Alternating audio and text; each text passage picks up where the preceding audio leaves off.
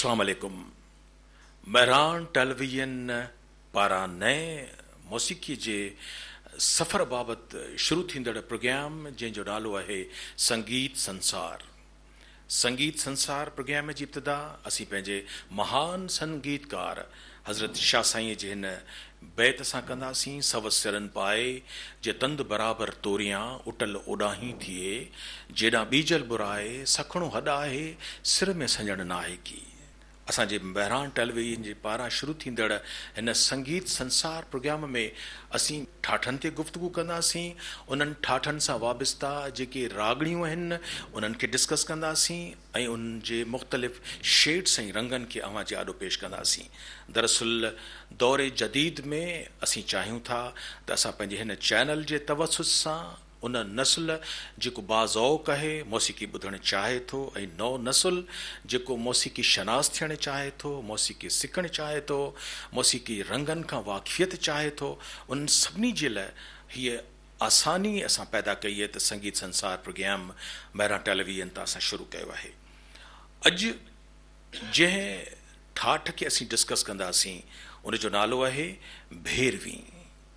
भैरवी ख़ुदि हिकिड़ो वॾो अज़ीम शान ठाठ। थोरनि लफ़्ज़नि में असीं जेकॾहिं चऊं त जेकॾहिं असीं ख़ुदि ठाठ खां निकिरंदासीं त भैरवी ख़ुदि हिकु रागणी बि आहे ऐं असां हुनखे सदा सुहागिण रागणीअ जे नाले सां यादि कयूं था। ख़ासि तरह सां असीं जॾहिं पंहिंजे ठाठ जी ॻाल्हि कंदासीं त पोइ उन सां वाबस्ता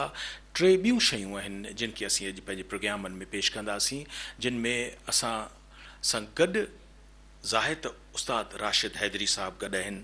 ऐं सारंगीअ ते उस्ताद अख़्तर हुसैन ख़ान आहिनि ऐं तबले ते असांजा नौजवान आहिनि कुदूस सोनू जेके सितारे इम्तियाज़ उस्ताद नज़ीर ख़ान जा शागिर्द आहिनि ऐं असांजे उस्ताद अज़हर हुसैन जा शागिर्द आहिनि। त संगीत संसार में जेकॾहिं असांजो बेसिक जेको ठाठ आहे उहो भैरवी आहे। भैरवीअ सां गॾु अॼोके हिन प्रोग्राम जो जेको दाइरो आहे उन में असीं उन सां उन जी ख़ुशबूअ सां वाबस्ता मालकोस, भोपाल ऐं बिलासखानी टोड़ी हिननि सभिनी रंगनि खे अव्हां जे आॾो पेश कंदासीं त रागनि जो पंहिंजो निज़ाम आहे, पंहिंजा ख़ानदान आहिनि ऐं उन सभिनी बाबति असीं अव्हांखे आगाही ॾींदासीं। उस्ताद राशिद हैदरी साईं, असीं तव्हांखे पंहिंजे हिन प्रोग्राम में भलीकार चऊं था। चाहींदुसि त जेकॾहिं भैरवी ठाठ ऐं अॼोके हिन प्रोग्राम जो जेको मजमूई तरह सां रंग आहे थोरो उन ते अवी रोशनी विझो त पोइ असीं ॻाल्हि खे अॻिते वधाईंदासीं। बिस्मिल्लाह। त इहा ख़ुशनसीबी आहे असांजी जेको हीउ प्रोग्राम संगीत संसार जेको शुरू थियो आहे महरान चैनल, जेको हीउ कमु शुरूआति खां महरान चैनल जो वॾो मौसीक़ी जे हवाले सां वॾो कुझु सिंध में हुनजो मज़ो रहियो आहे। त हिन चकर बि जेको संगीत संसार जेको प्रोग्राम शुरू थियो आहे तमामु ई आला लेवल जो प्रोग्राम क्लासिकल जे हवाले सां, इन सां ॿुधण वारनि खे गुणवंत माण्हुनि जी ख़बर पवंदी राग छा आहे। त भैरवी ठाठ खां शुरू कयूं पिया। भैरवी जो बेसिकल जेको टाइम आहे हुन जा सुर आहिनि सभु कोमल, यानी नरमाइश ऐं थदकार। ही सुबुह बेसिकली हिन खे सदा सुहागन चवंदा आहिनि, पर जेको हिन जो परफेक्टली जेको टाइम आहे उहो सुबुह जो आहे। त हीउ ठाठ बि आहे ऐं कोमल सुरनि जो आहे। ठाठ बि हिन जा संपूर सतई सुर। अगरि जे वरी भैरवी खे कंदासीं त हुनजो वरी चलन जे हिसाब सां उहो थोरो अलॻि थींदो, सुर उहे साॻिया ई हूंदा। आउं सम्झां थो त जॾहिं असीं अॼु भैरवी ठाठ खे ऐं भैरवी ठाठ जा जेके मुख़्तलिफ़ रंग आहिनि उन्हनि खे पेश कंदासीं त असांजूं जेके मुख़्तलिफ़ सिन्फ़ूं आहिनि जिन में असीं इन्हनि रागनि खे खोलींदा वेंदासीं त ख़्याल आहे। तव्हां सभिनी खे ख़बर आहे त हर राग जो बेसिक ख़्याल आहे, पोइ उनजी ख़्याल खां पोइ ठुमरी आहे, पोइ काफ़ी आहे, पोइ गीत गज़ल आहे। इहे सभु रंग असांजे हिन प्रोग्राम जो हिसो आहिनि। उन खां अॻे जो तव्हां खां ख़्याल ॿुधूं, राशिद असांखे ॿुधायो त हिकिड़ा राग संपूरन, हिकिड़ा ओडो, हिकिड़ा खाडो, त तव्हीं असांजे भैरवीअ खे कहिड़े रंग में रखो था? भैरवी में काफ़ी तफ़ावत रहियो आहे आरो अवरो जो ऐं वादी संवादी जो। हिकिड़ा गिरंत लिखनि था हुनजो वादी संवादी गंधार ऐं धेवत, हिकिड़ा सामा। त अहिड़े हवाले सां काफ़ी तफ़ावत आहे हिन में। हीअ हिकिड़ी अहिड़ी शक्ल आहे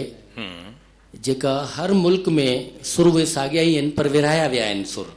मुझे ख्याल है त एॾो हसीन ख़्याल आहे जी तव्हांजो। इंडियन भैरवी है जी फ़र्ज़ु करियो ठाठ है तो ठाठ में पाण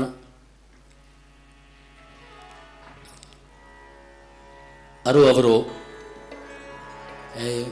ॿी ख़ुशनसीब असांजी आहे जो मियां आज़र साहब मुंहिंजा वॾा भाइर वेठा आहिनि। माशाल्लाह। अगरि के क़िस्म जी अगरि छो त ही अहिड़ी हिकिड़ी शइ आहे जो सॼी ज़िंदगी सारे गापा धासा या सागा मदनी सां माण्हू का शिकल ॻाए माण्हू पाण खुटी वञे थो पर ही खुटण जी शइ न आहे। माशाल्लाह। त वसी हिकिड़ो त अरो अवरो भैरवी ठाठ जी सा रे ग म प ध नि सा सा नि ध प म ग रे सा। हिन जी ऐं ॿियो ही बेसिकली जेको राग आहे ही ख़्याल जे हवाले सां उस्ताद बुज़ुर्गनि ॿुधायो त ही ठुमरी जो राग आहे फीमेल भैरवी। त हिन में बड़े साहब जिन जी हिकिड़ी मुख़्तसिर ठुमरी पेश कयां थो इंडियन भैरवी।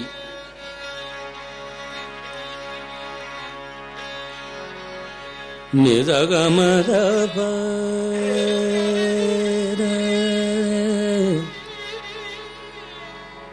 रे न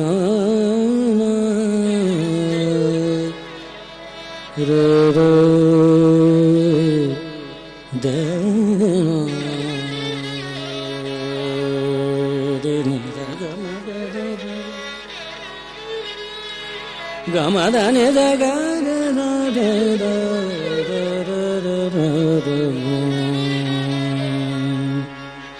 दे न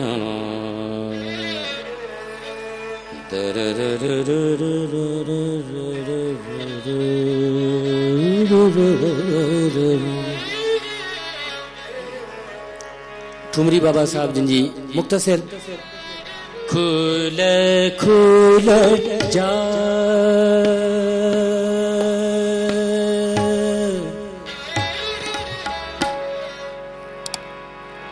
खुल खुल जा खुल खुल जा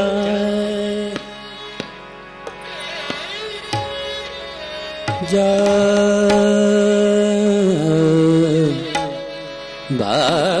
बाबंद खुल खुल जा जा बा जा बाबंद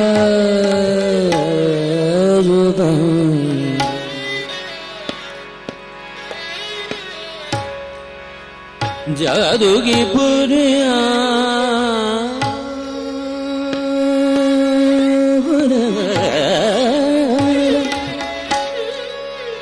भर भर मोरी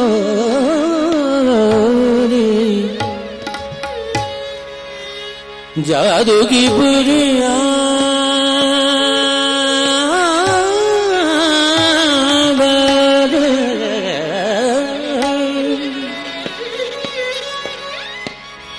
काहे करे बीमार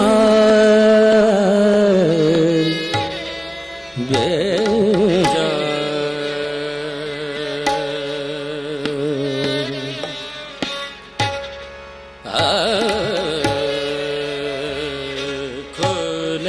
खोल जाए सांवरिया ने कैसा जादू डाला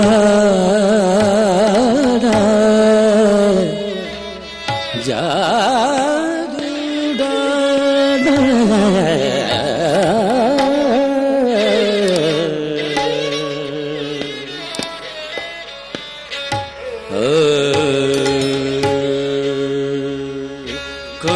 खोल खोल जा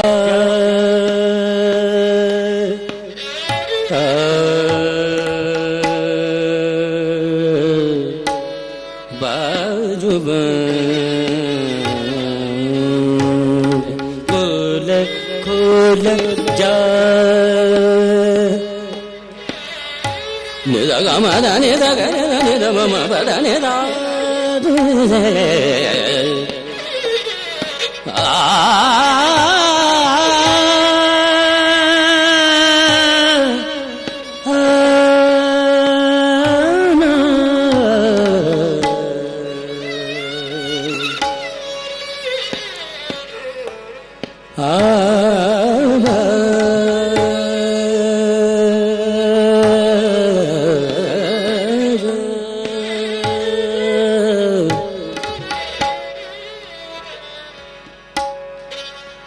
बाजू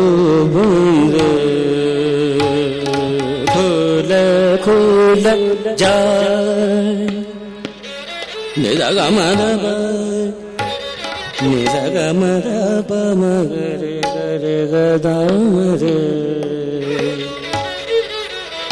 निदा गा मा दा निदा गा निदा मा मा गा मा दा निदा गा रे निदा दा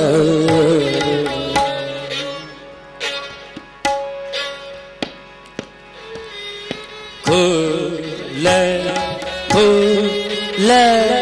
जा जा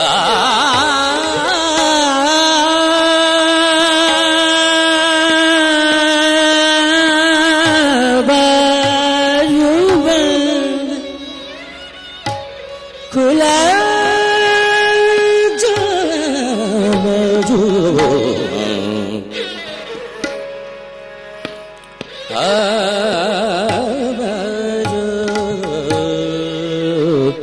बाजू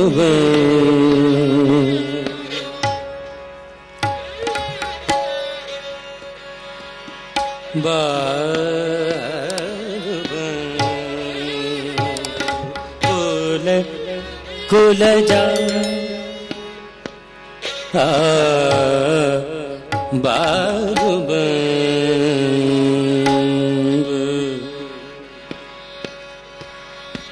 खुल जा खुल जा खुल खुल जा बाजू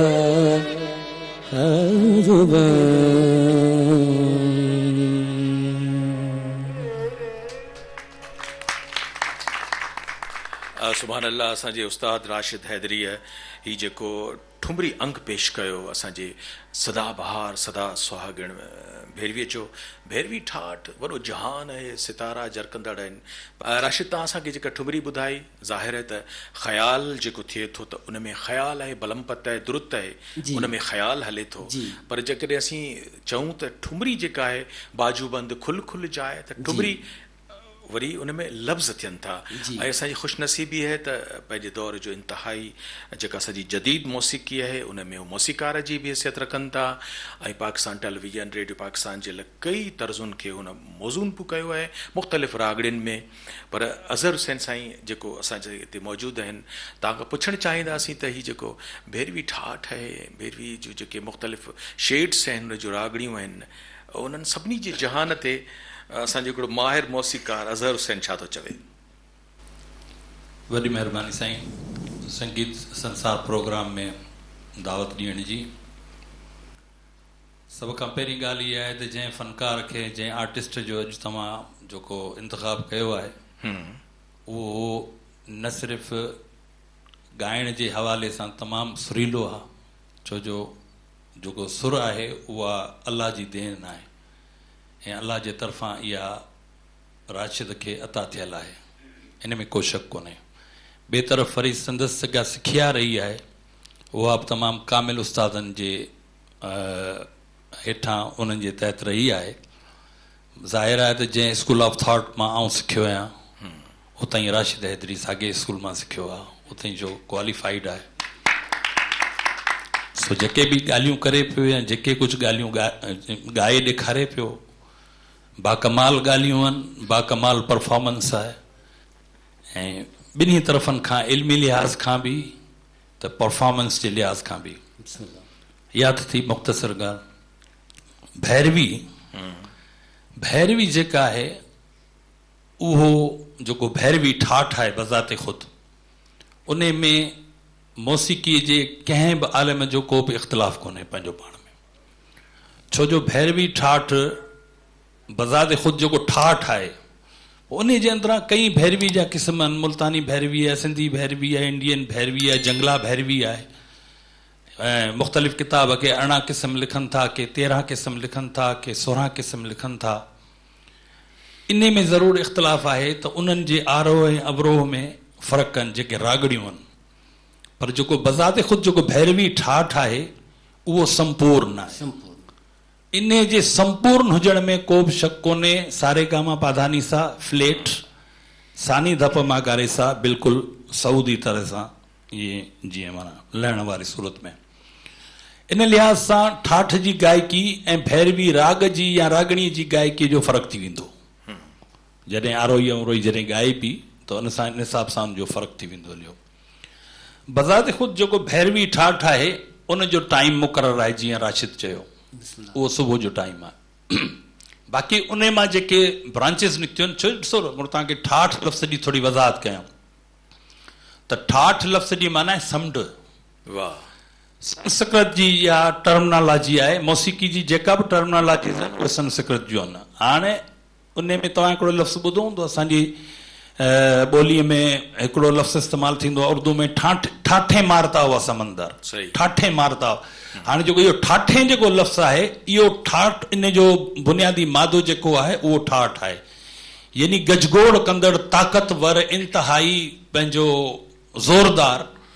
हाणे जेको ठाठ आहे बज़ाते ख़ुदि उन मां जेके बि रागड़ियूं निकिरनि थियूं या राग निकिरनि था, पोइ चाहे खाडो हुजनि, चाहे ओडो हुजनि, चाहे संपूर्ण हुजनि, चाहे खाडो संपूर्ण हुजनि, चाहे ओडो संपूर्ण हुजनि,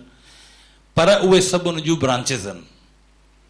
उहे ठाठ जो न मुलबदल कोन थी सघंदा। अच्छा, ॿियनि ठाठनि ऐं भैरवी ठाठ में फ़र्क़ु कहिड़ो आहे बुनियादी तौर ते? भैरवी ठाठ बज़ाहिर केॾो हिकिड़ो सादो मिठो ऐं हिकिड़ो आसान ॾिसण में चयो थो, पर ईअं आहे कोन। मौसीक़ी जो ॾुखे में ॾुखियो ठाठ जेको भैरवी आहे, ॻाइण जे लिहाज़ खां ऐं क़ाइमु रखण जे लिहाज़ खां। इहो ई सबबु आहे जो भैरवीअ में जेके रागड़ियूं आहिनि उहे तमामु मुख़्तसर आहिनि। जीअं ॿियनि ठाठनि में इलाही रागड़ियूं राग हूंदा आहिनि, हिन में हिकिड़ो मालकोस थियो, भोपाल थियो, बिलासखानी टोड़ी थी या आहिरी थी। मूंखे त को पंजू राग कहिड़ो सुझे नथो, या मुंहिंजे कलील मुताले में इहा ॻाल्हि न आहे। बाक़ी जेके ॿिया जेके ठाठ आहिनि उन्हनि में केतिरा ईअं कनि हिकिड़े हिकिड़े ठाठ में सवें राग बि आहिनि। मसलन जीअं असां काफ़ी ठाठ जी ॻाल्हि कंदासीं त जेकॾहिं काफ़ी ठाठ खे खोलींदो त काफ़ी ठाठ में हुन में सवें राग हुनजा सही। सो बुनियादी तौर ते जेको भैरवी ठाठ आहे उन में आलिमनि जो को बि इख़्तिलाफ़ कोन्हे। बाक़ी उन मां जेके पैदा थियल जेके रागड़ियूं आहिनि ज़ाहिर आहे त उन्हनि जा फॉर्मेट्स अलॻि अलॻि आहिनि, त उन्हनि जूं शिकलियूं बि अलॻि अलॻि बीहंदियूं। वधीक परफॉर्म वरी राशिद करे ॾेखारियो। मां सम्झां थो त अज़हर साईं तव्हां असांखे जहिड़ो असांजी सिख्या कई आहे, तव्हां तरबियत कई, राशिद असांखे हाणे भैरवीअ में कहिड़े रंग ॾांहुं वठी हलंदो? भैरवी जो ठाठ जो हिकिड़ो राग आहे भोपाल, हिकिड़ी आहे भोपाली, उहा कल्याण सां तालुक़ु रखे थी, सभु सुरुनि जा तीवर आहिनि। ऐं ही कोमल सुर आहिनि, सारे गापा धासा सादा पा गारे सा। सुभान अल्लाह। त मुख़्तसर हुन में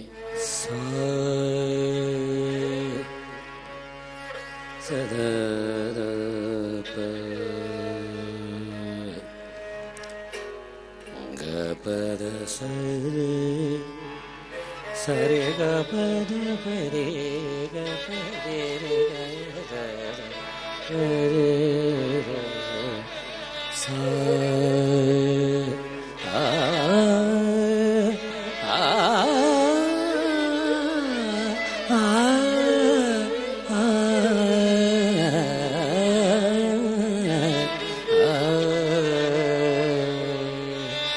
जिया ना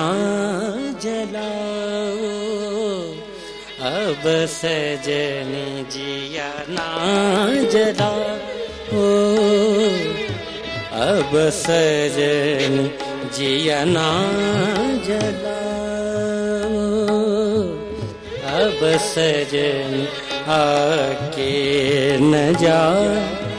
न जाओ सजनी जिया ना जला अब सजन जिया ना जला अब सजनी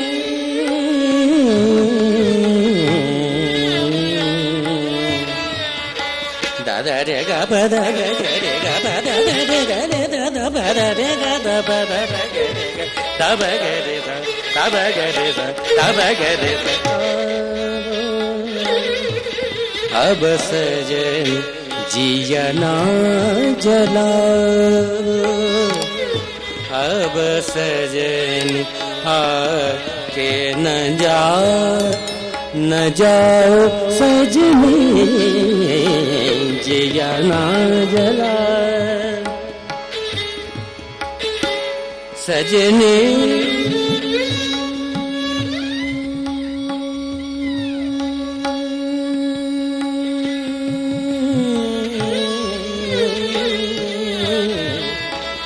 दव गरे परे गरे सा गा दा रे गरे दा पद रे सा दा प गरे सारे ग गरे सा सारे ग गरे सा जिया ना जला अब सजन जिया ना जला जिया ना जला जिया ना जला जला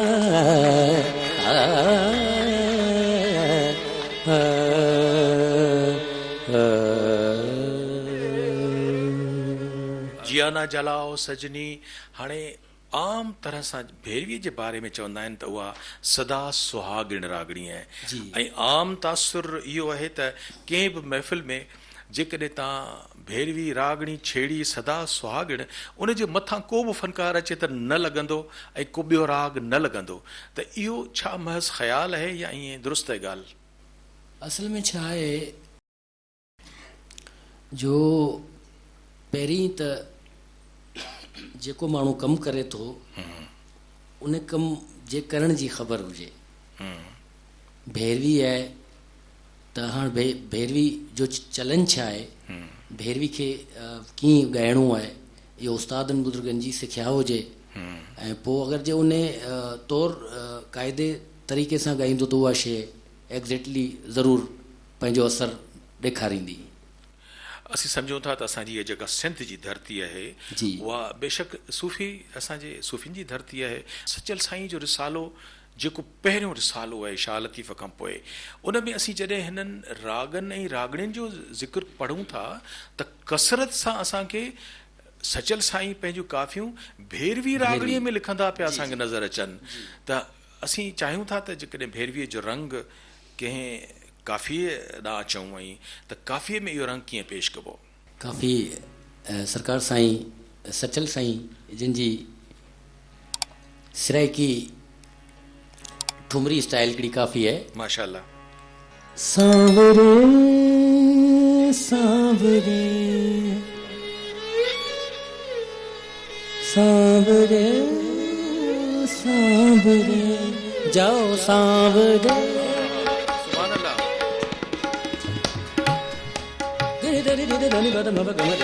सांवरे सांवरे सांवरे सांवरे काहे करो मुझसे जोरा जोरी बयान मरुलो दूंगी दूंगी गाली हटो जाओ जी सांवरे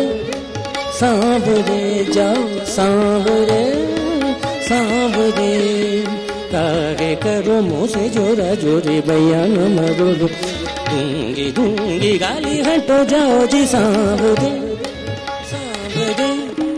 सांवरे। त अहिड़े हवाले सां इन ठुमरी खे ॿुधी करे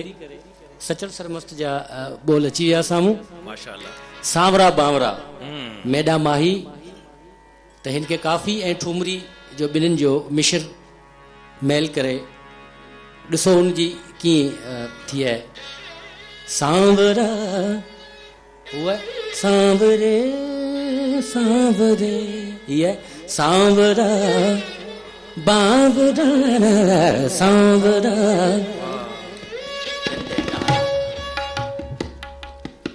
सांवरा बावरा सांवरा बावरा मेरा माही मौला शाल मिला मेरा माही मौला शाल मिला सांवरा बावरा सांवरा बावरा मेरा माही मौला शाल मिला मेरा माही मौला शाल मिला सांवरा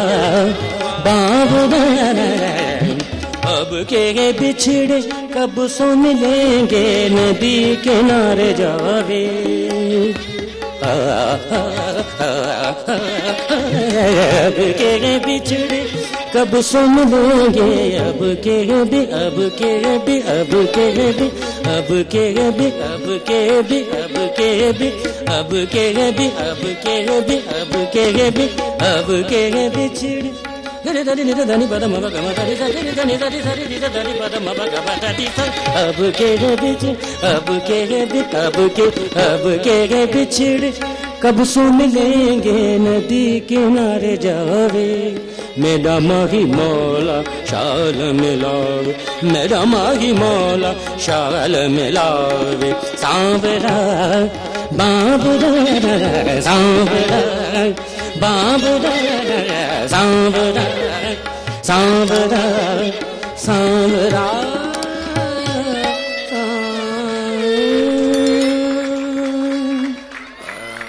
राशिद तव्हां जॾहिं असांखे एॾो मुस्तफ़ैज़ कयो पिया त असीं चाहियूं था त असांजा संगीत संसार वारा ॿुधंदड़ आहिनि उन्हनि सां असीं अञा कुझु ॿियो वधीक ॻाल्हाइण वारा आहियूं असांजो राशिद हैदरी साहब असांजो उस्ताद राशिद हैदरी ऐं बुनियादी राग भैरवी आहे ऐं भैरवी राग जी मुख़्तलिफ़ जेके उन जा रंग आहिनि उहे अॼु असांजे हिन प्रोग्राम जो अहम मौज़ू आहिनि सराइकी या मुल्तानी भैरवी छा आहे जेका असीं उस्ताद सलामत अली ख़ान खां ऐं ज़ाहिदा परवीन खां ॿुधूं था जी बिल्कुलु इहो ॿुधंदा अचूं था हीअ आहे मुल्तानी काफ़ी जी राग आहे सिंधी भैरवी जी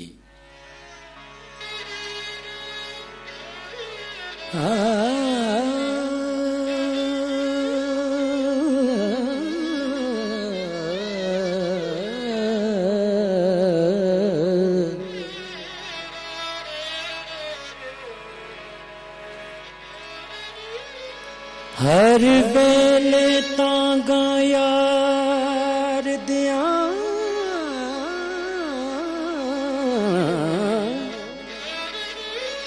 हर वेले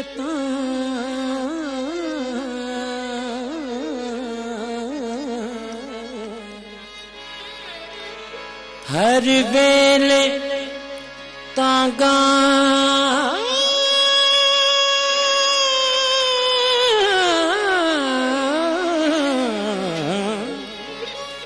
खास उस्ताद मुझा ॾाढा उस्ताद बाबा सलामत अली खान कदी आना ने लिया हर वेले तांगा याद दिया मैं तरो रोका गोडारा यार बजू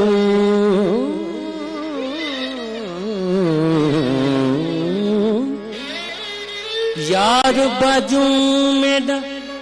जीवन कूड़ वे अत दिल विच दर्द हजारां पीर फरीद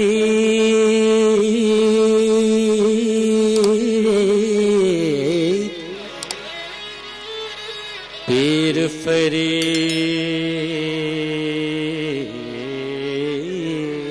सागी भैरवी अची वई जंहिंजो ज़िक्र हलियो पियो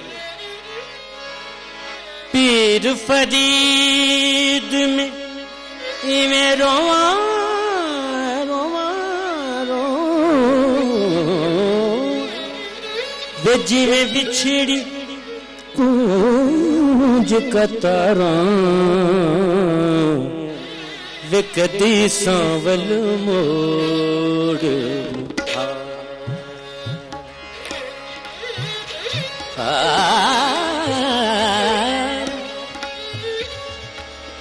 मन मन मन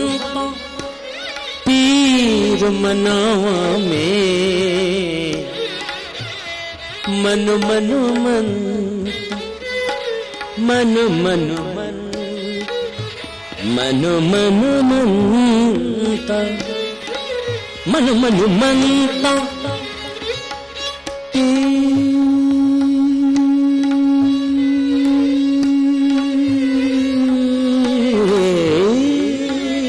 मनावा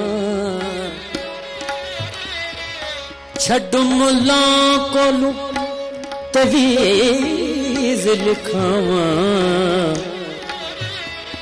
सद सद जो फला पावा मैं तो कर दी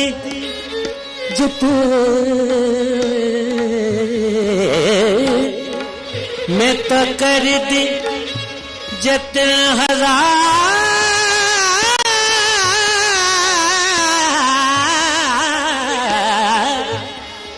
मैं तो कर दी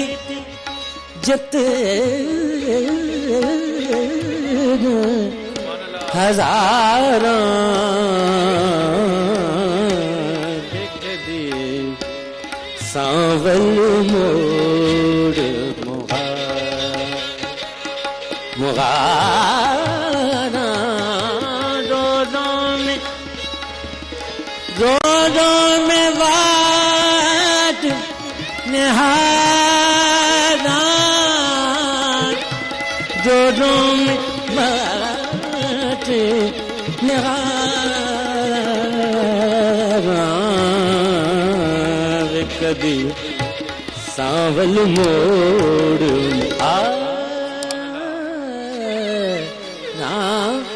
डोलन में सी केड़वा सावल मिल जे केड़वा डोल तही हो इंडियन भैरवी ही सिंधी भैरवी त हिन खे पाण सिंधी मुल्तानी काफ़ी चई सघूं था जी बिल्कुलु छो त काफ़ी ईअं थियो आहे ॻाइण वॼाइण वारे जेके दोस्त आहिनि हो चवनि था उस्ताद मुल्तानी भैरवी ॿुधायो त मुल्तानी त ही आहे ni sa ga ma pa ni sa sa ni da pa ma ga sa re मुल्तानी जेको पाण खणूं था त ओरिजिनल मुल्तानी राग आहे बेसिकली सुभान अल्लाह हा सुभान अल्लाह काफ़ी मुल्तानी चई सघूं था हिकिड़ो नंढड़ो को हुनजो मिस्री भैरवीअ जेको रंग हुजे त असीं महफ़िल खे अॻिते वधायूं बिस्मिल्लाह ही आलाप मिस्री भैरवीअ जी जी मुख़्तसिर चंद भैरविन जा क़िस्म बयान कंदो तो वञा नैना मोरे तरस गए आजा बलम परदेस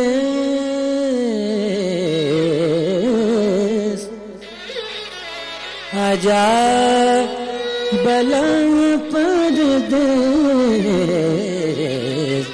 आजा बलम परदेस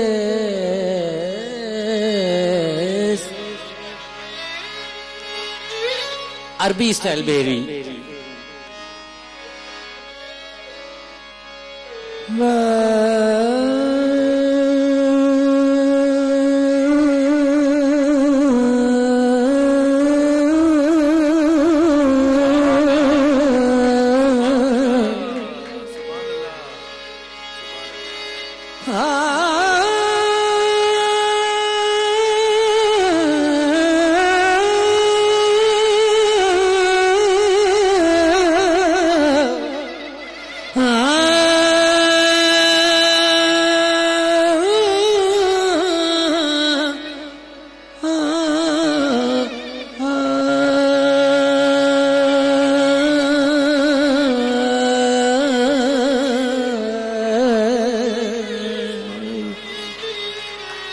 पाण वटि वरी अक्सर सिंधी कलाम जे हवाले सां काफ़ियनि जे हवाले सां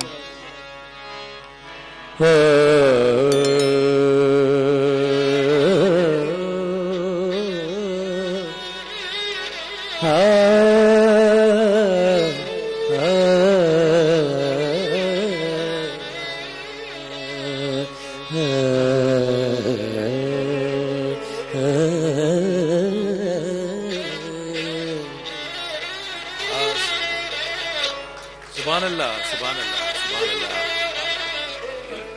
असांजी महफ़िल में बेहद हसीन आवाज़, ख़ूबसूरत आवाज़, दीबा सहर। दीबा तव्हांजी हिते असांजी आमद जो फ़ाइदो इहो आहे त भैरवी बि सदा सुहागण आहे। माशाअल्लाह तव्हीं बि ख़ूबसूरत आहियो,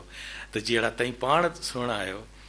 अहिड़ो ई असांखे भैरवीअ जो को रंग ॿुधायो। ॿ लफ़्ज़ चवणु चाहींदमि त अॼु मुंहिंजे लाइ लकी डे आहे। लकी डे छा जे लाइ जो अहिड़ा प्रोग्राम ख़्यालनि में सोचूं पिया त हाणे सिंध में मौसीक़ी जेको आहे ख़तमु थींदी पई वञे त अहिड़ो कमु थिए, वाह सुभान अल्लाह। या अहिड़ो को प्रोग्राम शुरू कजे जंहिंमें ही क्लासिकल शयूं, हुन जे बारे में, रागनि जे बारे में, ठाठ ऐं मतिलबु जेके बि रागनि जी शिकिलूं आहिनि सभई जेके बि ॿुधाए असांजा उस्ताद जेके वेठा आहिनि हिते सिखियल पुछियल अदा राशिद हैदरी साहब। लकी डे जे लाइ चवां पई जो काफ़ी सालनि खां पोइ जॾहिं मां नंढी हुयसि, 18 सालनि जी हुयसि, त बाबा अज़हर समो साहब मूंखे गानो ॿधियो हुयो ऐं उन एतिरे अरसे खां पोइ अॼु मां उन्हनि खे ॾिसां पई। मुंहिंजो लकी डे आहे। काफ़ी सालनि खां पोइ मां बाबा साईं जो दीदार कयो, मूंखे ॾाढी ख़ुशी थी ऐं अदा सां बि सिखण जे लाइ मिलियो, अदा राशिद हैदरी सां। मां शेख अयाज़ जो ही गीत ओरिजिनल भैरवी ठाट में पेश करियां थी। माशाअल्लाह, सुभान अल्लाह।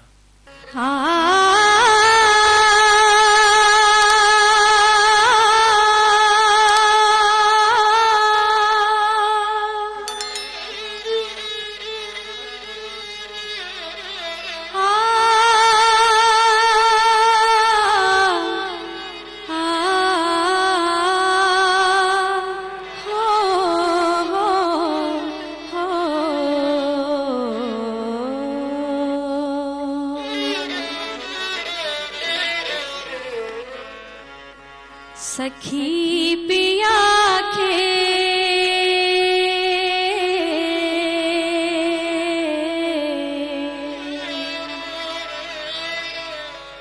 सखी पिया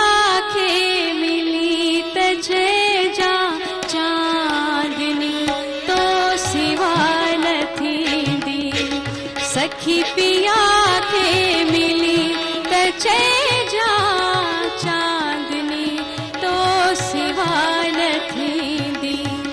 अचीत मुंहिंजी उमास में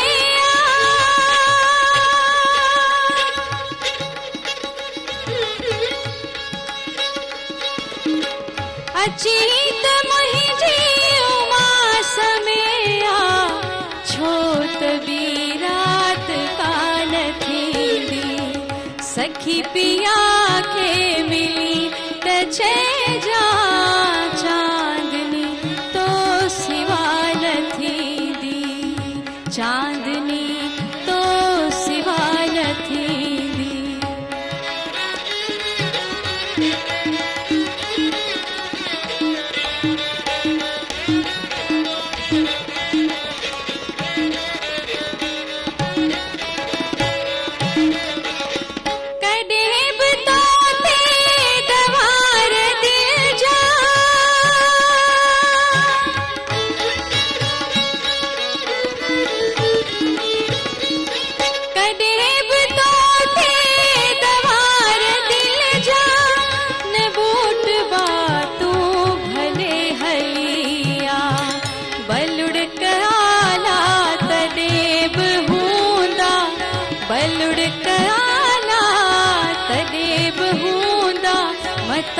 छवी आजिया न थींदी। सखी पिया खे मिली तजे जा चांदनी तो सिवा न थींदी।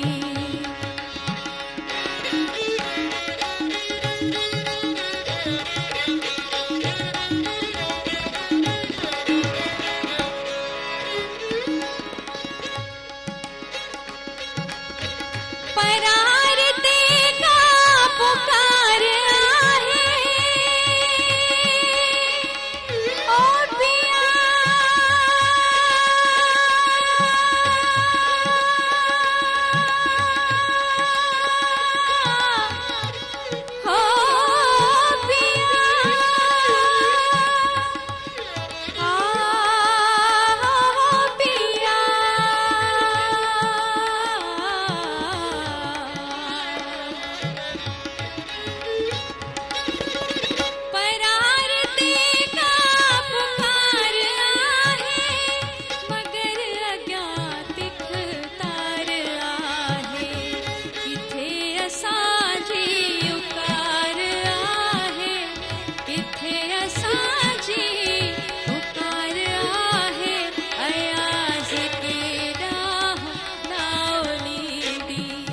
सखी पिया खे मिली त छेजा चांदनी तो सिवा न थींदी अची त मुंहिंजी उमास में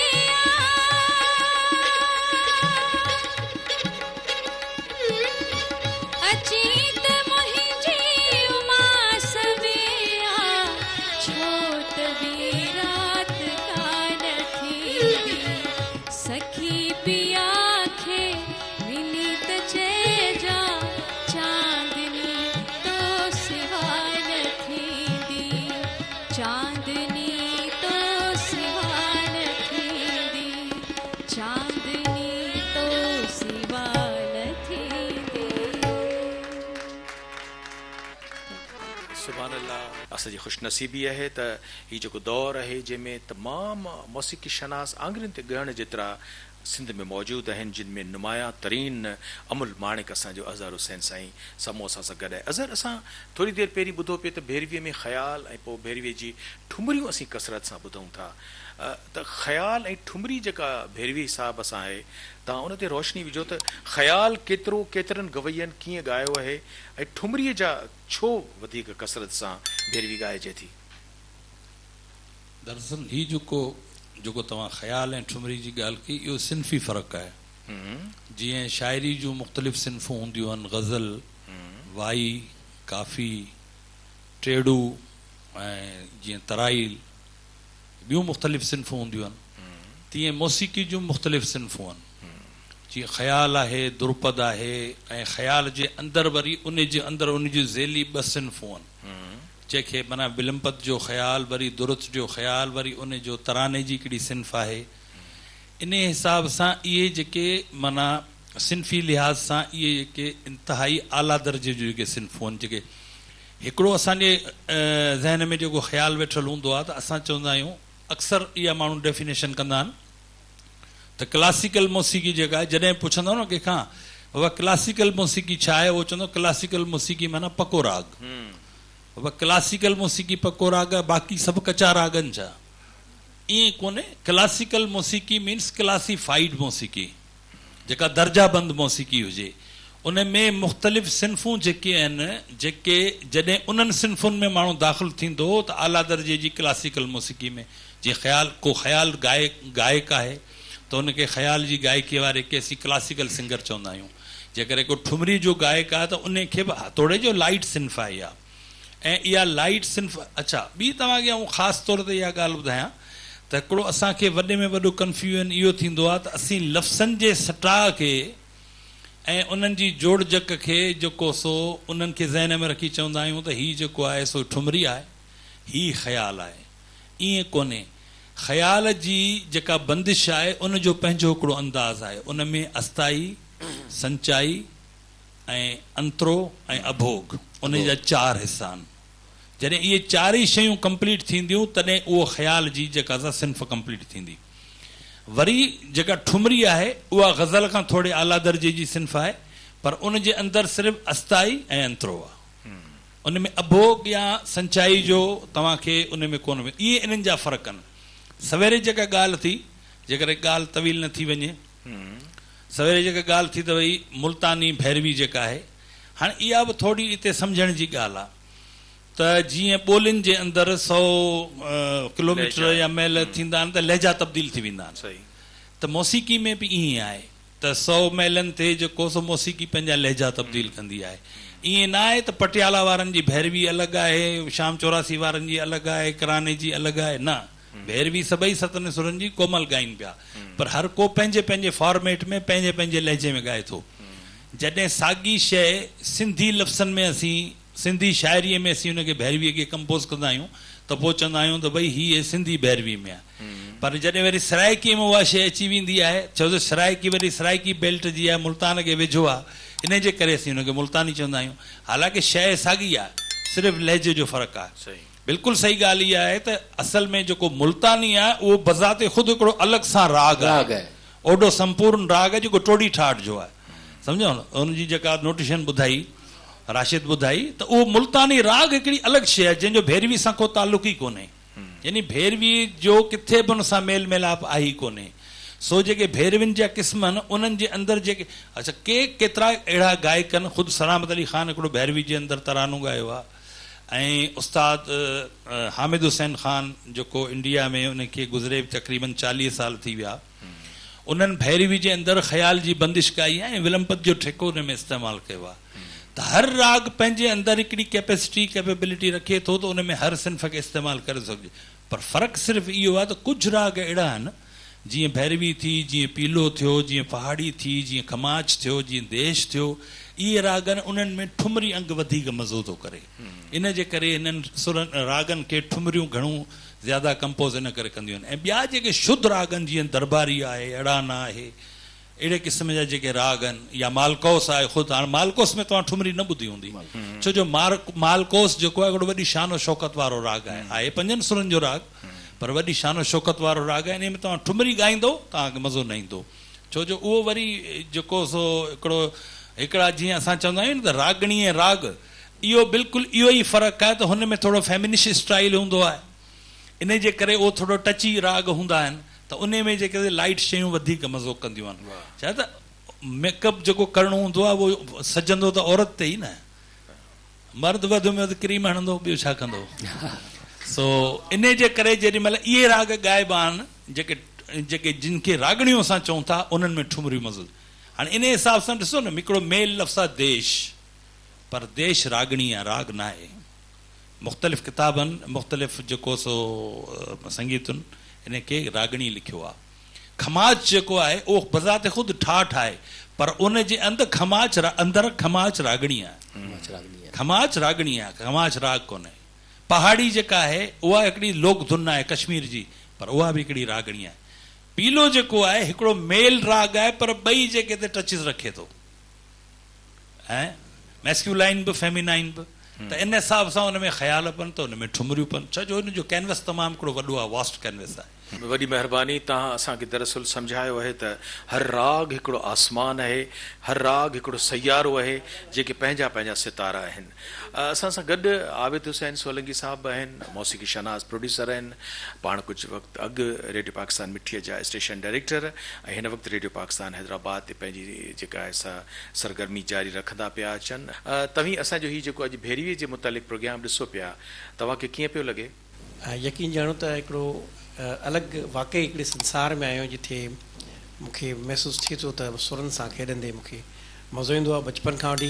ऐं तव्हांजी हिन प्रोग्राम में मूंखे महसूसु थिए थो त हिन वक़्तु वाक़ई क्लास पियो हले ऐं असां हुनखे लुत्फ़ अंदोज़ थियूं पिया ऐं सिखूं बि पिया मुंहिंजो हिकिड़ो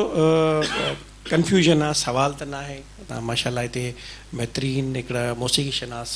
एक्सपर्ट बि वेठा आहिनि साईं अज़हर साहब बि आहिनि तव्हां आहियो राशिद हैदरी साहिबु भैरवी ठाठ में मालकोस बि आहे मालकोस हिकु राग बि आहे ऐं उन उहो ख़ुदि ठाठ आहे या इन बारे में थोरो कंफ्यूजन आहे तव्हां प्लीज़ हिनखे एलेबोरेट कंदा ॿी हिकिड़ो मूंखे फ़र्क़ु हिकिड़ो मालूम करिणो आहे ठुमरी ख़्याल बंदिश या तराने में इन में छा फ़र्क़ु आहे जेकॾहिं असां ॼाण में वधीक इज़ाफ़ो थींदो आहे मुंहिंजो ख़्याल आहे त असीं हिकु दफ़ो ॿीहर राशिद ॾेई हलूं था हिकिड़ी ॻाल्हि त असांजी ठुमरीअ जे हवाले सां अज़हर साईं क्लियर कई त जेका ठुमरी आहे उन में सिर्फ़ु अस्थाई अंतरो थींदो आहे पूरे राग जी शिकिल उन जे अस्थाई अंतरे मां ॿुधंदड़नि ते अयां थींदी आहे त हीउ कामोड आहे हीउ कल्याण आहे यमन कल्याण आहे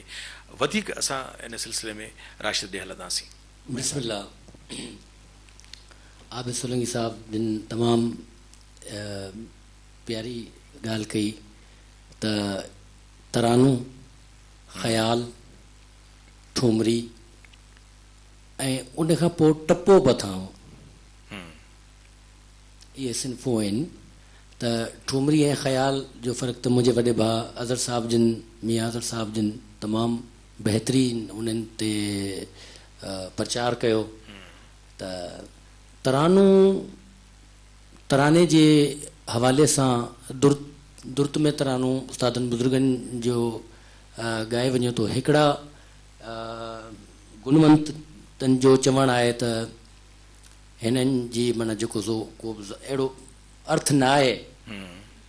लेकिन हिकिड़ा उस्ताद बुज़ुर्ग चवनि था त इन जो अर्थ ज़रूरु आहे त बिल्कुलु इन्हनि जो टपे जो तराने जो इहा हिकिड़ी अलॻि अलॻि उन्हनि जा हिकिड़ा सिन्फ़ूं आहिनि इहे। सिन्फ़ूं आहिनि। त उहे कहिड़े राग में थी सघनि था, भैरवी में बि तरानूं, मालकोस में बि तरानूं, ख़याल, विलंपत, धुर्त, ऐं ॿियो त बिल्कुलु जेके 6 राग वॾा ॿुधाए वञनि था उन्हनि में मालकोस वॾो राग ॿुधाइनि था। इहा बिल्कुलु दुरुस्त ॻाल्हि आहे। अज़र साईं असांखे कुझु वधीक क्लियरिफिकेशन ॾींदा? असल में हिते अॼु जी जेका निशस्त आहे उनजो बुनियादी मौज़ू आहे ठाठ। बेशक। त हाणे ठाठ जे हवाले सां हिकिड़ी ऐं तव्हां सां हिकिड़ी इंफॉर्मेशन जेका असां तव्हां सां शेयर कंदो हलां त ठाठ जी हिकिड़ी बुनियादी शर्त आहे,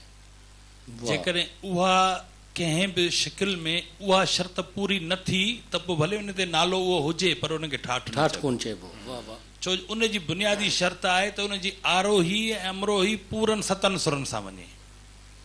आरोही बि 7 सुरनि जी हुजे ऐं अमरोही बि 7 सुरनि जी हुजे। ईअं न त आरोही 6 सुरनि जी ऐं ॿियो माण्हू चए त मोटंदे 7 सुर लॻी आया हाणे ठाठ थी वियो। न, 7 सुरनि सां वेंदो, 7 सुरनि सां ईंदो, तॾहिं वञी थींदो ठाठ। संपूर्ण संपूर्ण लफ़्ज़ असां जेको चवंदा आहियूं संपूर्ण, संपूर्ण न, संपूर्ण ऐं संपूर्ण, संपूर्ण संपूर्ण ॿिन्ही तरफ़नि खां संपूर्ण। मालकोस छो त 5 सुरनि जो राग आहे, सागामा धानी सा, इन में रे ऐं पा 2 सुर नथा लॻनि ऐं जेकॾहिं लॻंदा त मालकोस न रहंदो। इन सूरत में मालकोस हिकिड़ो मुस्तनद राग त आहे पर उनखे असां ठाठ न चई सघंदासीं। तराने जी जेका ॻाल्हि आहे उन तराने जी बाक़ाइदा हिकिड़ी ज़बान आहे। हाणे जीअं तव्हांखे हिकिड़ो मिसाल ॾियां त देत्रोम ताना न ताना देरे ना तोम तोम तादारे तानी, तनोम तुंहिंजो नाम, तनोम तनोम, ऊ तानी ऊ चवे थो, हू चवे थो, हू मूंखे चवे थो। जीअं कोन जीअं कंहिं हू चवनि तूं मचो त मुंहिंजे अंदर मां को ॿियो ॻाल्हाए पियो, ये या जेको आहे सो जेके तूं बैत तो सम्झी से आए तो इहा हिकिड़ी इल्हामी कैफ़ियत आहे। मी न गोयम यार मी गोयम बगो। मुंहिंजे अंदरां मुंहिंजो यार ॻाल्हाए पियो। त तराने जी जेका कैफ़ियत आहे न उन में तव्हांखे लफ़्ज़ न मिलंदा, हिकिड़ी कैफ़ियत मिलंदी। उन कैफ़ियत जे अंदरि मुख़्तलिफ़ आवाज़ आहिनि, ऊ तानी ओ दानी दानी तादारे तादारे तानी दिरतानी धोम ताना नाना नाना नाना नाना नाना। हाणे नाना नाना नाना जो मतिलबु माना ईअं कोन त न न न न न न न न ना ना ना ना ना ना ना ना ना निकिरी कैफ़ियत नालो माना हैरत जी। माण्हू जॾहिं मक़ाम हैरत जे अंदरि दाख़िल थींदो ना ना ना ना ना ना ना ना ना ना इहे कैफ़ियतुनि जो एक्सप्रेशन ॻाइण जे दौरान करे ॾेखारिणो आहे। गायक जो कमु इहो न रुॻो चए न न न न न न न न न न ईअं न थिए। इहा जेका लफ़्ज़ जी कैफ़ियत आहे उनजी एक्सप्रेशन आहे, उनजी वज़ाहत आहे, उहा पंहिंजनि कैफ़ियतुनि जे ज़रिए पंहिंजे आवाज़ जे ज़रिए जेसि ताईं तराने में उहा शइ न ईंदी तेॾी महिल उन सिन्फ़ जो पूरो नथो सघे। महिरबानी अज़र साईं, तव्हां ज़बरदस्त तफ़सील असांखे ॾिनो ऐं हैरत जो मक़ाम तव्हां लफ़्ज़ इस्तेमालु कयो। ऐं हैरत जो मक़ाम आहे त संगीत जे लफ़्ज़ में बि सीन आहे, पहिरियों हर्फ़ संसार में पहिरियों हर्फ़ सीन आहे। संगीत संसार में राशिद तव्हां सवेल तव्हां बि लफ़्ज़ इस्तेमालु कयो, अज़र साईं बसि इस्तेमालु कयो त हर ठाठ दरअसल हिकिड़ो वॾो समुंड आहे। ऐं भिटाई चयो त जे समुंड मूं करियां त सुर क्या ई न थिए। असांजो अज़ीम मौसीक़ार आहे भिटाई। तव्हां असांखे ॿुधायो त भैरवीअ जे ठाठ जो हिकिड़ो रंग मालकोस बि आहे। मालकोस जी छा सूरत आहे? मालकोस ख़याल जो राग आहे, 5 सुरनि जो, वादी संवादी साखरज मधम।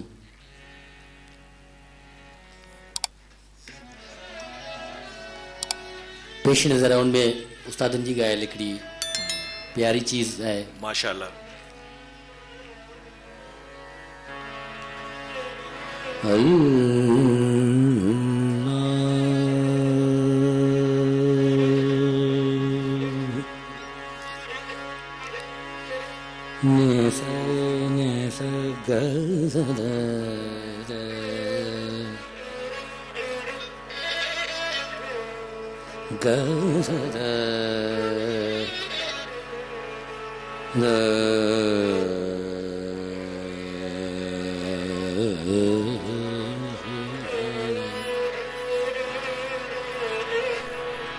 दाने जाग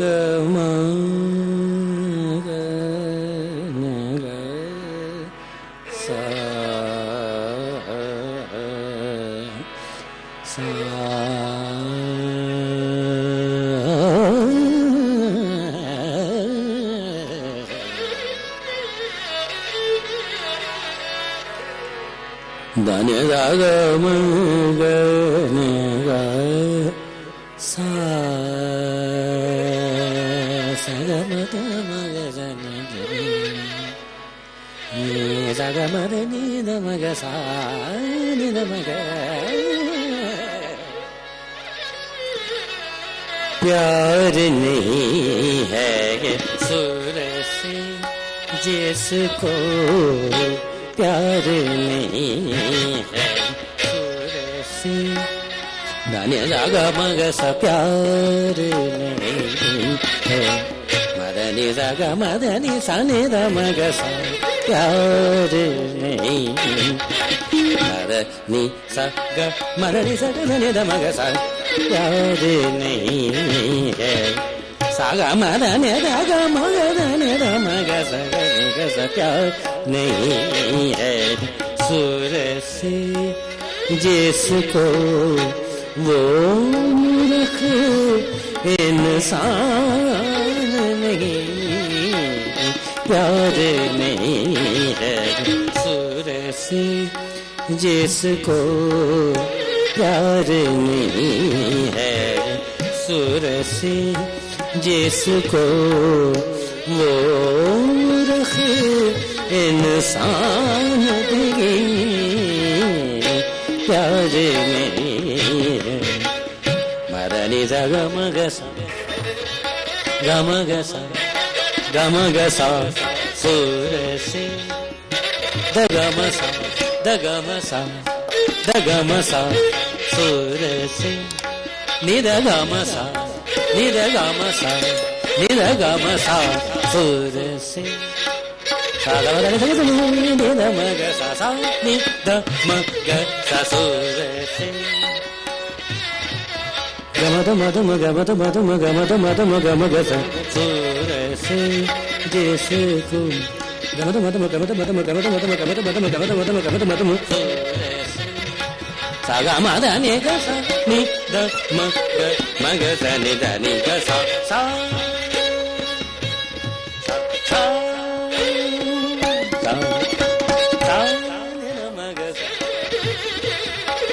सुर इंसान बना देता है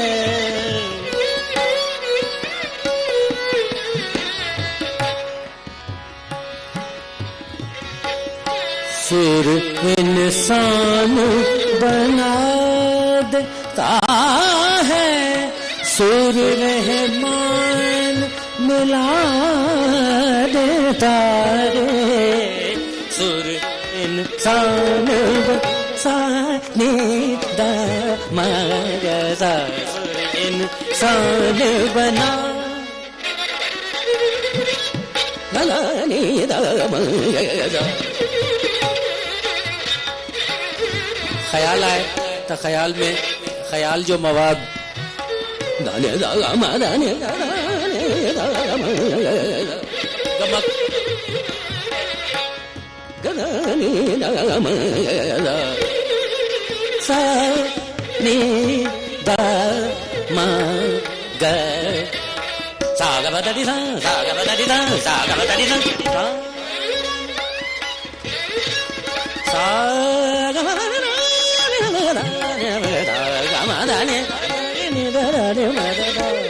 सुर इंसान बना देता है सुर रहमान मिला देता है सुर की आग में जलने वालों परवाने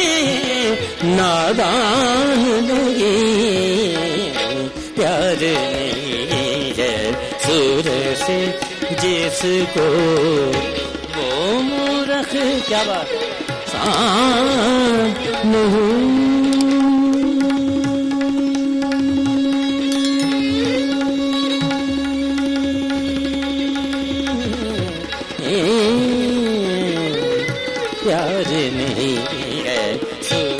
से जिसको प्यार नहीं है, सुर से जिसको प्यार नहीं है, सुर से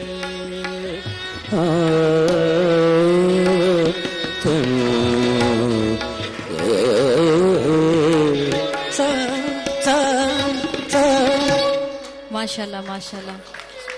असां मरी वियासीं ख़त्म थी वियासीं, पर जीअण ते अॼु दुबारा जी थो चवे, वरी जी थो चवे। रूह असांजी बिस्मिल्लाह बिस्मिल्लाह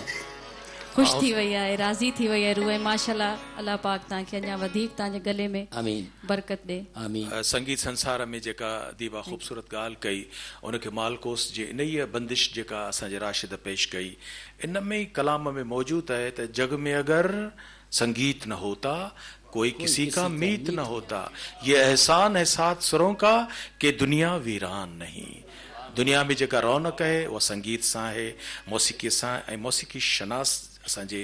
ॿुधंदड़नि जे लाइ संगीत संसार प्रोग्राम जंहिंजा प्रोड्यूसर असांजो नाज़ सहतो साहब आहिनि ऐं निगरानी आहे असांजे ग़ुलाम नबी वोराई साहब जिन जी, जेके ख़ुदि हिकिड़ा मौसीक़ी शनास आहिनि। हिन संगीत संसार में जॾहिं असां शाह साईं जे रिसाले खां पोइ सचल साईं जो रिसालो हथ में खणूं था त सभिनी रागड़ियुनि जो जहान हिन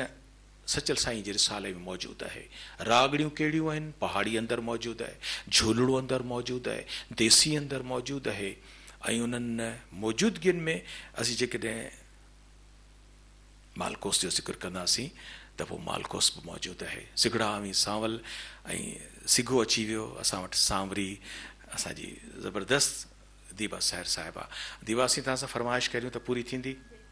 मालकोस मां फरमाइश करियूं त मां बिल्कुलु ॿुधाईंदमि। ऐं ख़ासि त अॼु मूंखे नाज़ साहिबु गेस्ट करे घुरायो हुयो ऐं मूंखे चईं दीबा तव्हांजो उस्ताद साहिबु बि अचे पियो, उस्ताद तव्हांजो अज़हर समो साहिबु ऐं अदा नसीर साहिबु हूंदा, सुठी क्रीम हूंदी सॼी, जेके वेठल आहिनि मौज़िज़ सभई। मूंखे ॾाढी ख़ुशी थी, अॼु मां फस्ट टाइम अदा खे ॿुधो, हैदरी साहिब खे, त वाक़ई अदा माशाल्लाह जीअं सर्कुलेशन रत जी जेकी आहे थींदी आहे, मूंखे ईअं अॼु जी उठी आहियां ऐं यकीन कयो।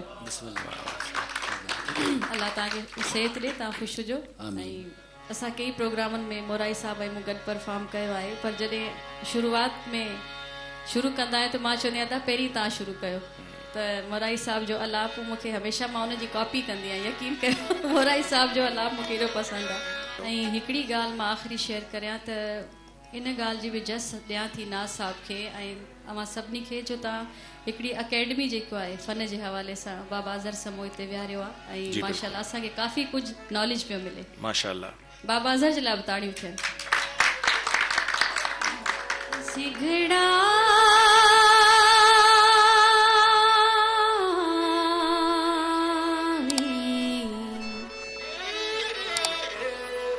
सांवलया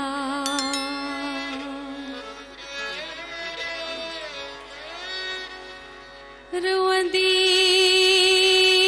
वतंदी ज़ारो ज़ार, रुवंदी वतंदी ज़ारो ज़ार, सिगड़ा सांवलया सिगड़ा में सांवलया।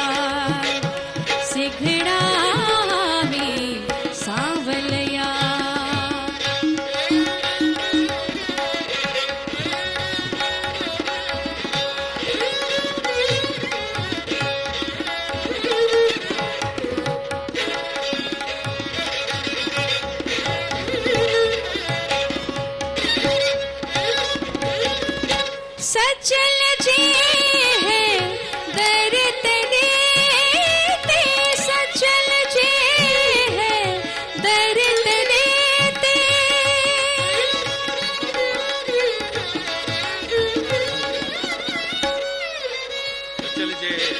ओ सचल जे है दर दरेते आशिक लख हजार बेयार आशिक लख हजार बेयार सिघड़ा वे सांवलिया सिघड़ा वे सांवलिया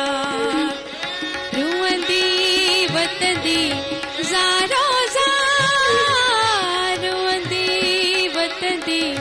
ज़ारो ज़ार सिघड़ा वे सांवलिया सिघड़ा वे सांवलिया। Thank you so much.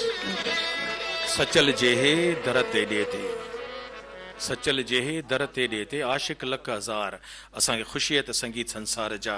आशिक परवाना पैदा थिया आहिनि पैदा थींदा ऐं पैदा थींदा रहंदा जेके असांजे हिन प्रोग्राम खे मुसलसल ॿुधंदा पसंदि कंदा ऐं हीअ जेको एफर्ट आहिनि असांजे ग़ुलाम नबी मोराई साहब जिन जा त संगीत संसार असांजे ॿुधंदड़नि जे लाइ असांजे नाज़रीन जे लाइ हिकिड़ो नओं जहान जोड़ींदो मूंखे बेहद ख़ुशी आहे जी मुआवनत जे लाइ मूंसां मुंहिंजो दोस्त मुर्तज़ा मजबूर मौजूदु आहे। असां हिन वक़्तु जेका मालकोस मां दीवा शहर खां काफ़ी ॿुधी सचल साईंअ जी त असल में हक़ अदा उन वक़्तु थींदो जॾहिं असीं उनजे मौसीकार जो बि नालो वठंदासीं उनजो नालो आहे उस्ताद मोहम्मद जुमन। त असांजो जेको संगीत संसार आहे 20वीं सदीअ जा जेके असांजा मौसीकार पैदा थिया गायक पैदा थिया जिन असांजी जदीद मौसीक़ी खे ऐं क्लासिक मौसीक़ी खे गॾाए हिकिड़ो नओं जहान जोड़ियो उन्हनि मां असांखे सलाम पेश करिणो आहे उस्ताद मंज़ूर अली ख़ान खे ऐं उस्ताद मोहम्मद जुमन खे। मालकोस जो तासुर ज़ाहिर आहे त असांजे ज़हननि ते आहे ऐं असांखे फ़ख़्रु बि आहे त हिकिड़े इल्मी अदबी घराणे जी वॾी शख़्सियत पाण हिन वक़्तु डॉक्टर नबी बख्श बलोच इंस्टीट्यूट जा सरबराह आहिनि डॉक्टर अल्ताफ़ जोखियो साहब आहे। अवां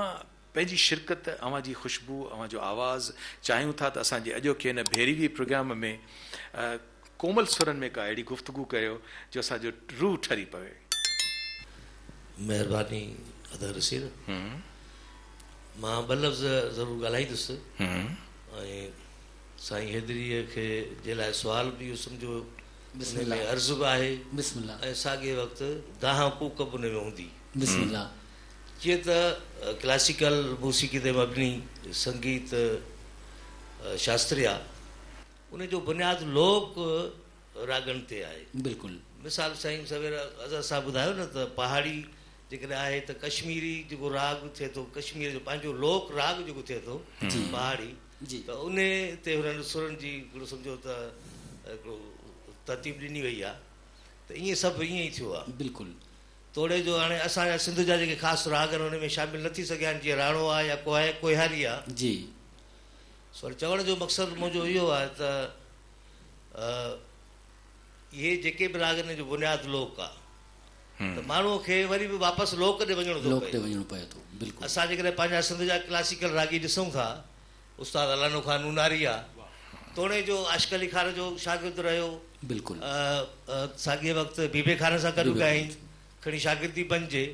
पर हुन पंहिंजो डिक्शन हिकिड़ो रखियो जी क्लासिकल जे हवाले सां माना हुन जेका काफ़ी ॻाई उन मां तव्हांखे उतां जे मिटीअ जी ख़ुशबू ईंदी। बिल्कुलु साॻिए वक़्तु मोहम्मद जुमन ॾिसो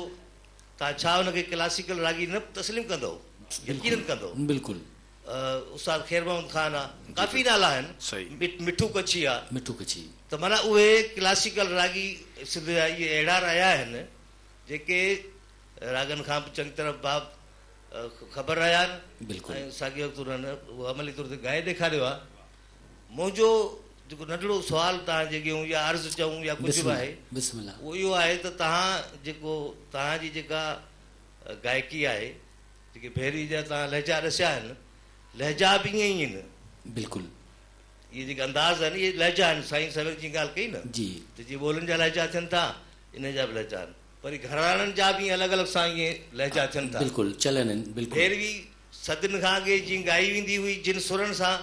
हाणे बि ईअं ई ॻाई वञे ऐं अॻिते बि ईअं ई ॻाई वेंदी पर ॻणियो वेंदो माण्हू जेको ॻाए थो। हाणे तव्हां सिंध जे मिटीअ जा आहियो तव्हां यकीननि पछाड़ी में जंहिं उस्ताद वटि सिखिया वरिती आहे त तव्हां जेॾी महिल ॻायो था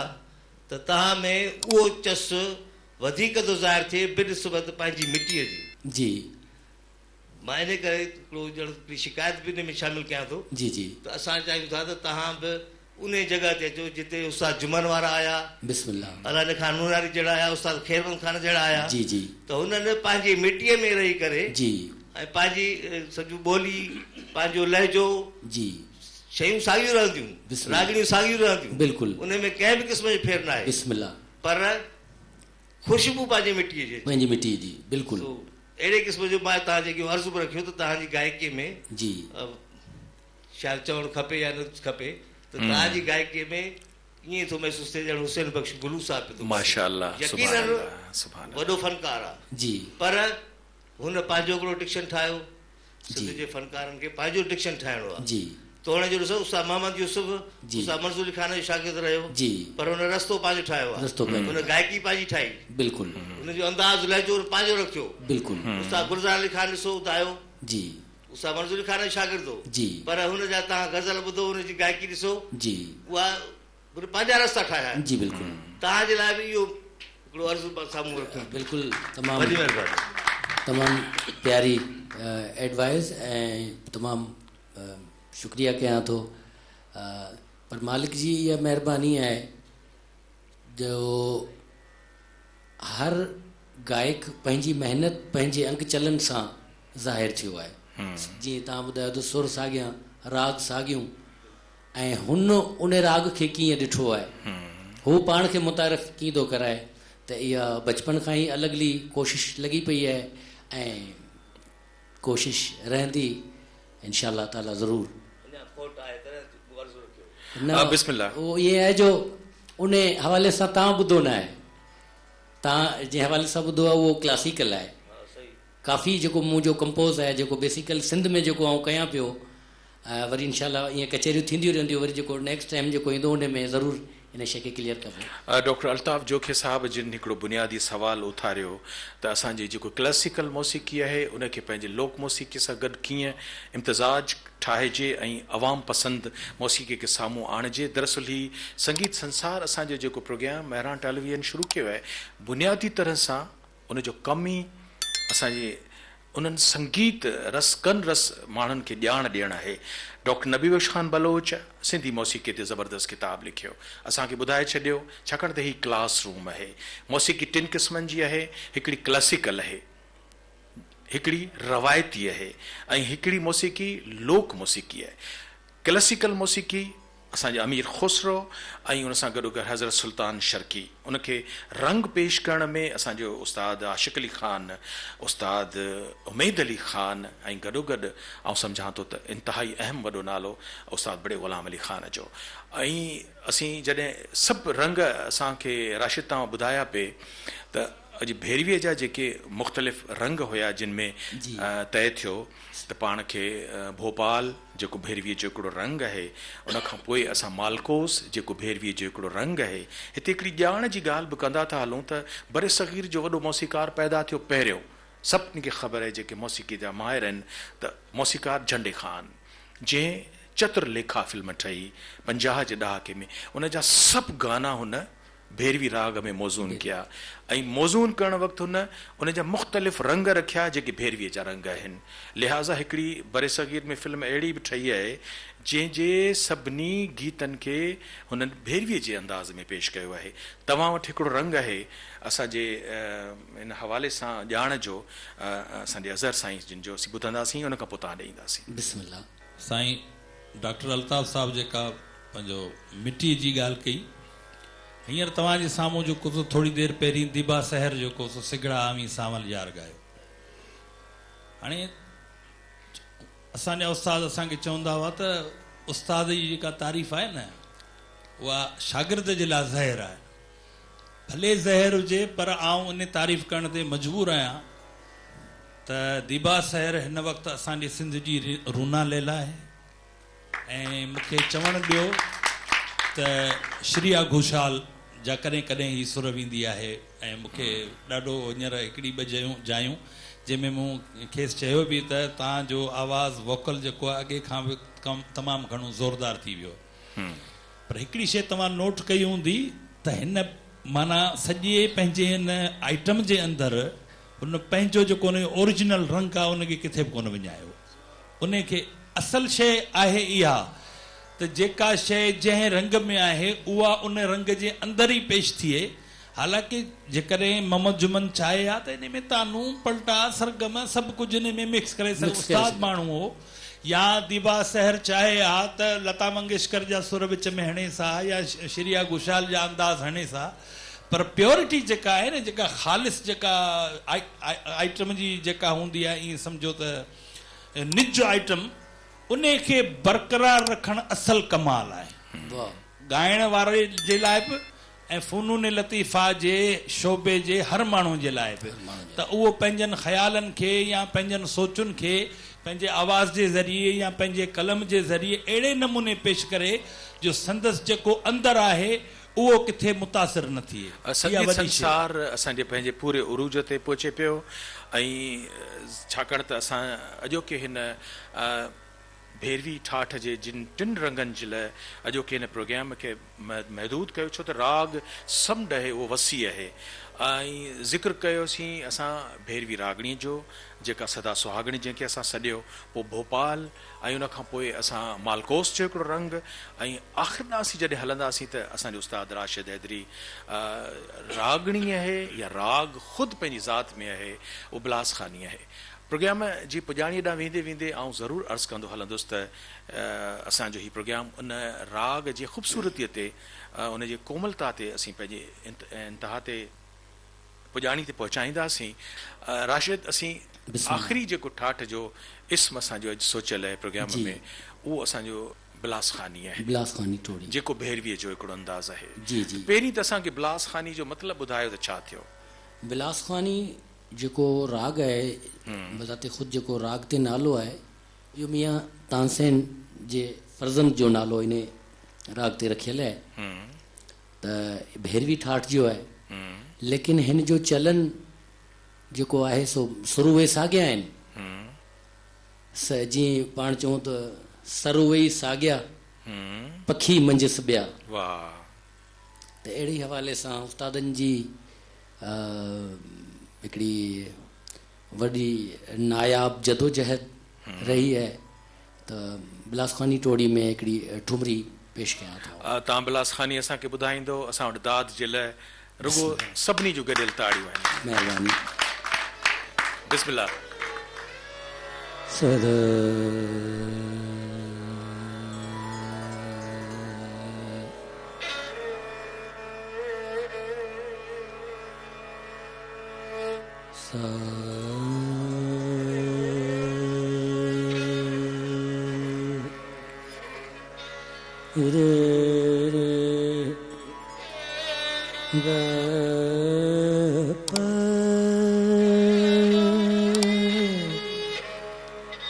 गबद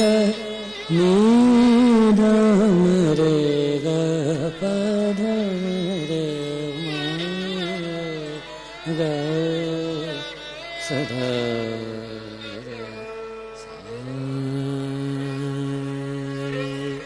सरे गपद नीधम रे गप गपद सरे गरे दम रे रे ग प धाम रे रे मा ग रे ग र सा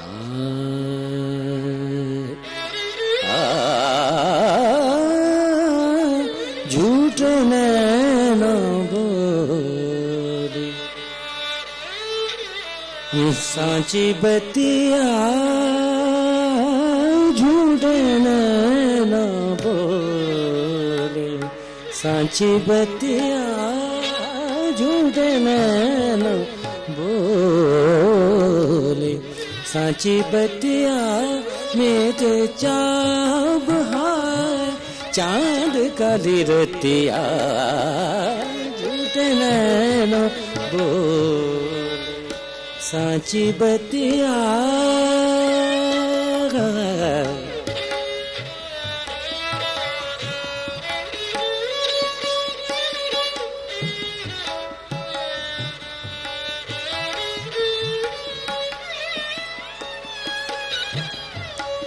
Sare ga ba ga ba da da re ga re ni da ma re ga ba da ma re ga.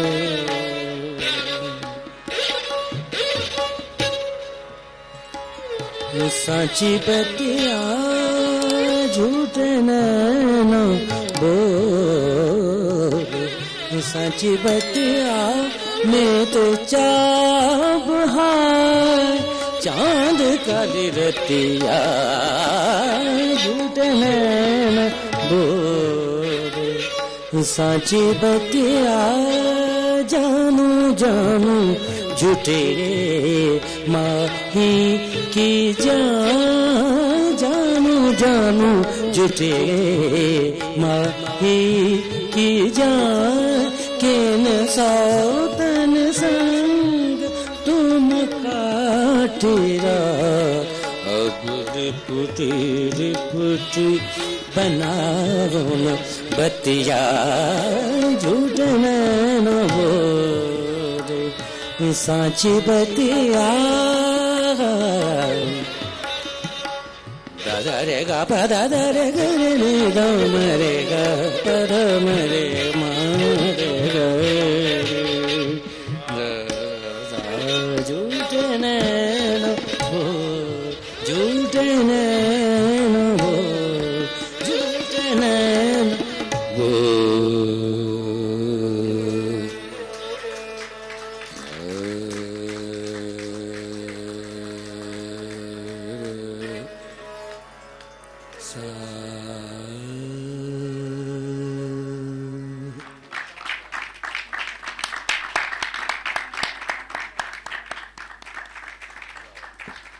संगीत संसार में अज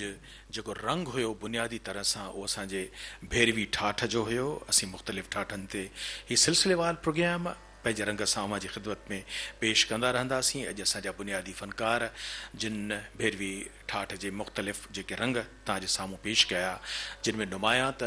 भैरवी रागणी पाण सदा सुहागिण हुई ऐं गॾोगॾु असां भोपाल ऐं मालकोस ऐं बलासखानीअ खे अवां जे आॾो पेश कयो जंहिं महिल असांजा फ़नकार हुया असांजो उस्ताद राशिद हैदरी ऐं सारंगीअ ते अख्तर हुसैन ख़ान असां सां गॾु हुयो ऐं माशाअल्लाह असांजे तबले ते संगत कई असांजे कुदूस सोनू साहब। असां सभिनी पंहिंजनि मोज़िज़ जेके हिते हाज़रीन आहिनि उन्हनि खे बि दिलि जे गहराइनि सां उन जा थोरा था मञूं। अॼोके प्रोग्राम मां अव्हां खां मोकिलायूं था भिटाई सरकार जे हिन बैत सां त वरी वसंदा वाह वरी वसंदा मींहं सजण गॾिबा सजणे नवां थींदा नींहं विछोड़े जा ॾींहं रही रहंदा केतिरा। अॼु भैरवी ठाठ मां मोकिलाणी वरी नए प्रोग्राम में नए ठाठ नवनि रंगनि सां अवां जी ख़िदमत में हाज़िर हूंदासीं सदाईं गॾु।